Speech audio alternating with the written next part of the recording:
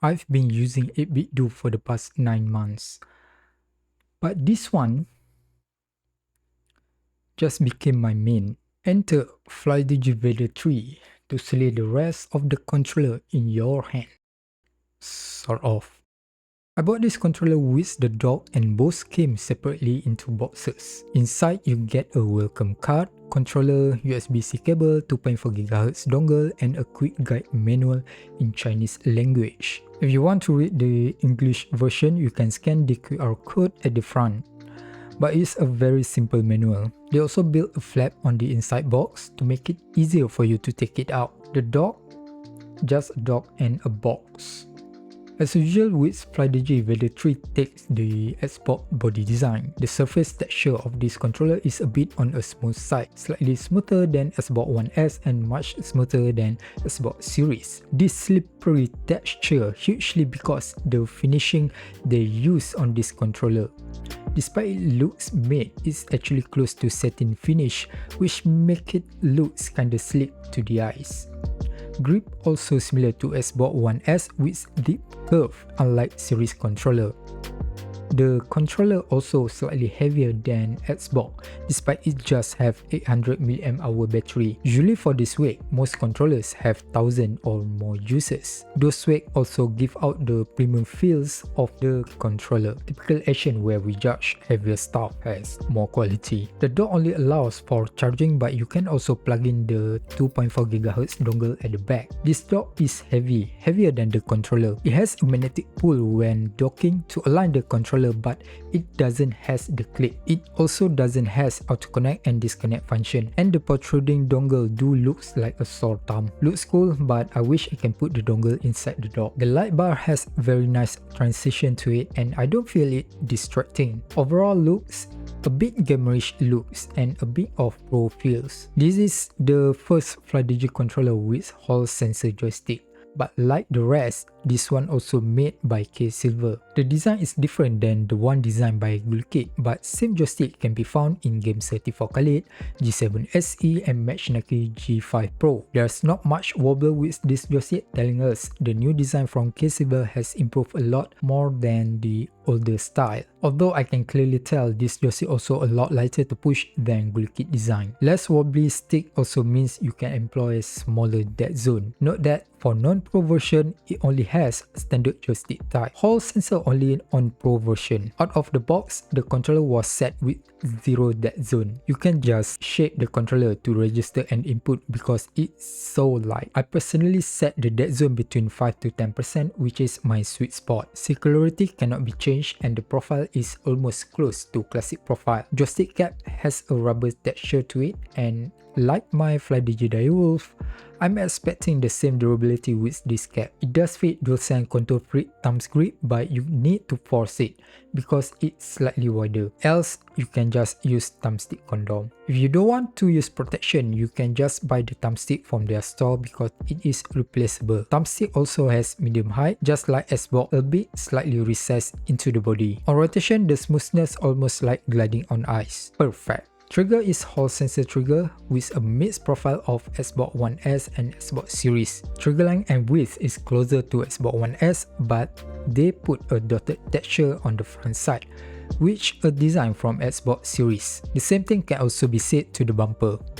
This trigger also comes with 2 trigger stops. The second level gives the full range of motion while the first level is a mouse click. I don't feel it's faster than Game 34 Khalid hair trigger on a single click, but having it as a physical switch allows you to spam buttons quicker. For the bumper, it is a micro switch, which is typical on most controller that follows Xbox style. In fact, all buttons on this controller is micro switch except trigger and face buttons. ABXY buttons on this controller are mouse click. It has a decent travel, very slight wobble on touch, and has a light resistance to press. The buttons are gloss finish with the legends in grey. It's actually similar style buttons like Xbox controller except it just in grey. It's actually the same buttons as their Apex 3 controller. I like these buttons, no complaint. Vader 3 is their third controller with hybrid style D-pad. If you watch my FlyDigi Direwolf review, I really like their D-pad. It's quick, It's fast and sensitive. If you use cross-shaped D-pad, your D-pad can be too sensitive. Since it uses gimbal system construction to increase the pivot point, you can operate this D-pad almost like a joystick with very little movement. I use this in Dragon Ball Z Fighter. It feels like cheating. Not to mention the game already has a very simple combo loop, to the point my D-pad input is too fast for the game to recognize. This controller has 6 macro buttons for you to assign. However, if you use it for switch, entry button become the capture button. You need to upgrade the firmware to remap the buttons for switch. Until FlyDigi fits the software, capture button is unavailable. 2 at the front are their signature Vader controller buttons. It's not distracting while using the ABXY buttons, but I'll be honest, it's also hard to press. You need to move away from other buttons just to press CZ buttons. Okay for macro, not so much if you want to use it as standard buttons. 4 buttons on the back, also not the best placement, especially 2 at the center. Whatever grip style I try to use, I don't think I can place my fingers on all 4 buttons comfortably. It does take some practice to get comfortable with it, but I think 2 buttons at the grip are much sensible placement. Vibration on this controller is decent. They use similar vibration method from their Apex controller. However, don't fool yourself to think this is impulse trigger from Xbox. It is not Xbox impulse trigger because the function is very different. What FlyDigi did is to connect the trigger motor to haptic motor. Hence, when there is vibration signal sent, if the trigger is pressed, then the trigger also will receive the vibration signal. Depend on how much you press, you can control the intensity of the trigger vibration. This time, this controller use a different software than other FlyDigi controller. It also not yet complete. There are some parts says it's still under development. When installing the software, I found it quite alarming when it asked to replace the official Xbox driver in my PC. Why?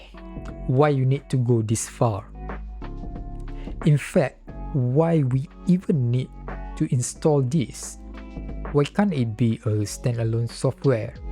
By default, your PC won't allow you to replace the file. You either need to delete existing driver or rename it. I suggest rename it in case things go south. I used with and without replacing the driver and I didn't find any issues, so I don't know what's the purpose of the file. I do get some stability issue where the controller suddenly randomly pressing buttons, but these are solved when I updated the controller firmware. You can customize a lot of stuff, however, all customization can only be done on Windows PC, and that includes customization for Nintendo Switch.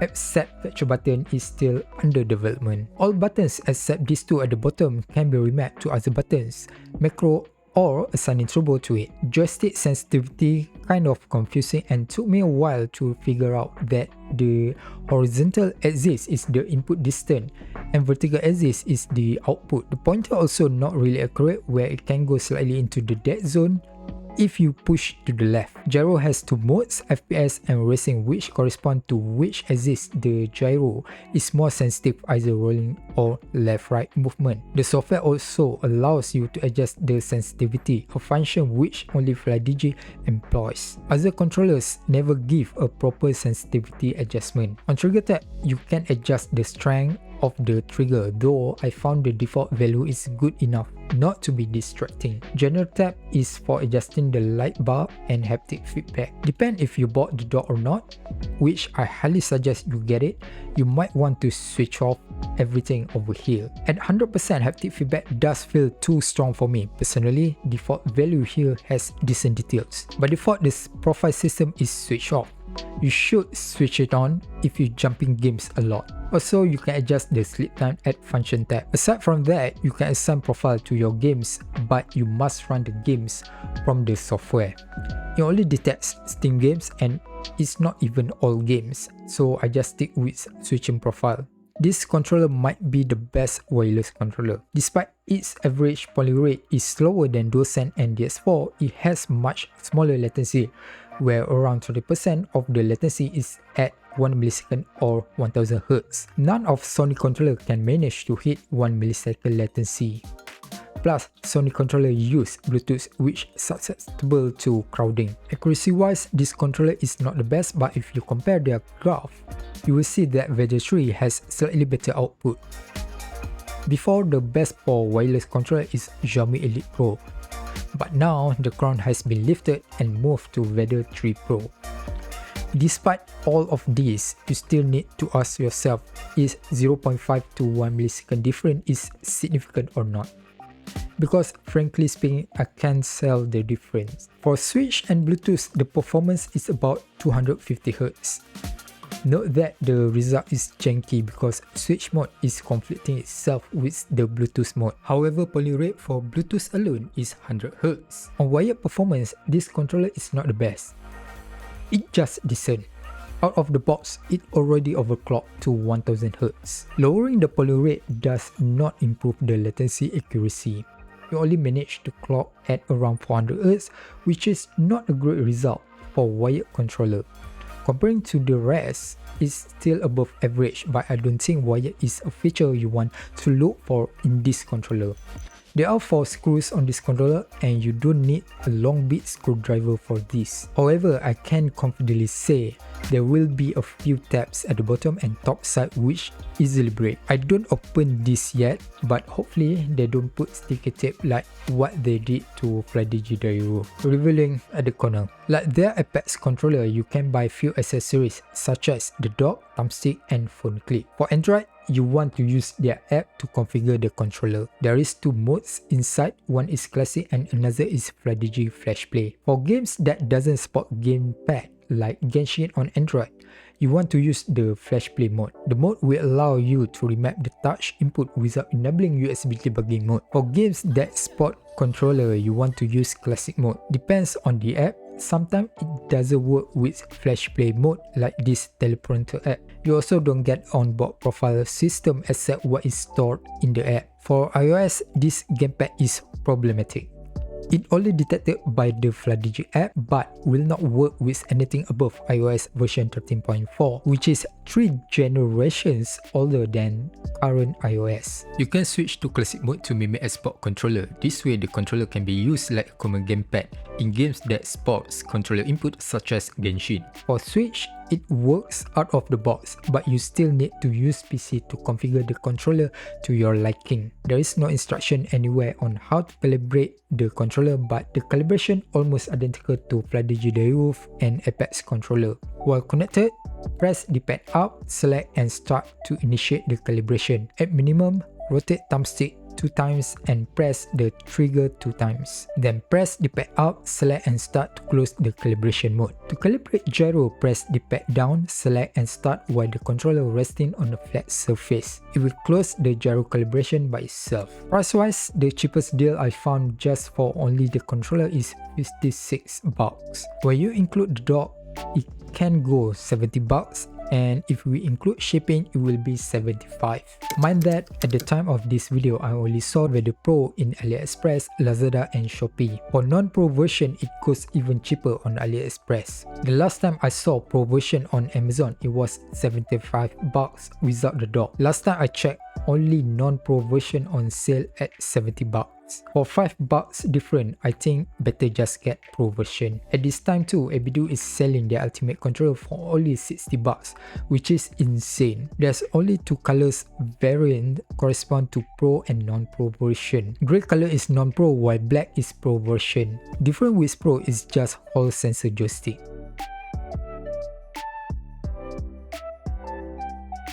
For conclusion, FlyDigi Vader 3 is an impressive controller from its decent build quality, having a low wireless latency, nice ABXY buttons, hybrid D-pad, optional accessories, mouse trigger, and trigger vibration. The downsides are intrusive PC software installation. Back button placement is not the best for any grip style, iOS port is janky, and capture button still under development. That's all about it. I think this controller does make the market become more competitive than ever. I think it's a good sign for consumers. Anywho, if you like this video, please subscribe. You see those numbers? Now press up. Okay, bye.